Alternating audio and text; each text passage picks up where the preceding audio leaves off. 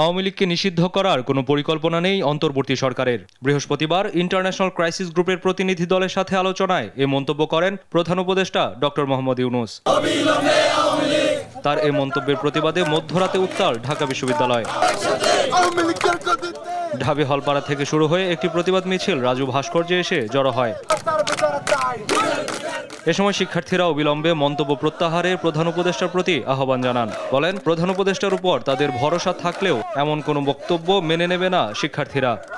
আমরা দৃঢ়ভাবে বলতে চাই, আপনারা 2000 শহীদের রক্তের উপর দাঁড়িয়ে এই ধরনের আত্মঘাতী সিদ্ধান্ত নিতে পারেন না। মাননীয় উপদেষ্টা, আপনি অনেক প্রশংসনীয় কাজ করেছেন, আমরা ধন্যবাদ জানিয়েছি, অভিনন্দন জানিয়েছি।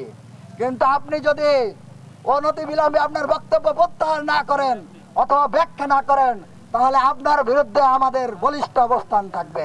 এ সময় গণহত্যার বিচারের আগে কোনো নির্বাচন নয় বলেও হুঁশিয়ারি দেন তারা।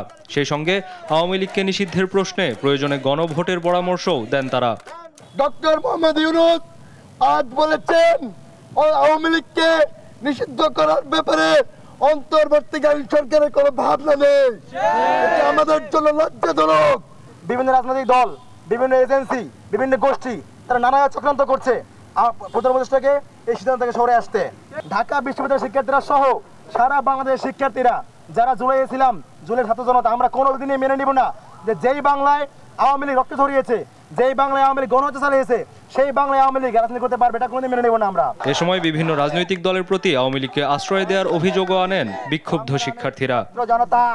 কায়েস রাহাত, দেশ টিভি, ঢাকা।